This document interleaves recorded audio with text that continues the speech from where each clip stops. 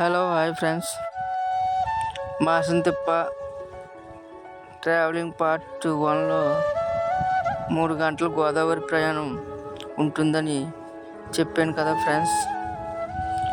ఇప్పుడు ఆ ప్రయాణం గమ్యానికి చేరుకుంటున్నాం. ఇదంతా కూడా మాసంతిప్ప ఫ్రెండ్స్. చూసారా పడవలు ఎలా కట్టున్నాయో.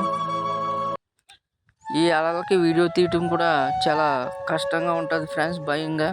అయినా సరే ధైర్యం చేసుకుని ఈ వీడియో తీయటం జరిగింది.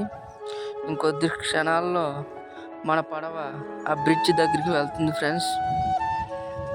ఎప్పుడెప్పుడు పడవ దిగుతామా అని ఆతృతగా చూస్తున్నాను ఫ్రెండ్స్.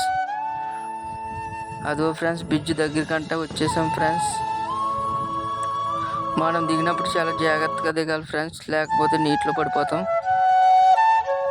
ఇప్పుడు ఈ నడక ప్రయాణం ఉంటుంది ఫ్రెండ్స్, 1 కిలోమీటర్ దాకా. అప్పుడు మనం కాలభైరవ స్వామి గుడికి చేరుకుంటాం ఫ్రెండ్స్. పార్ట్ 3లో ఉంటుంది.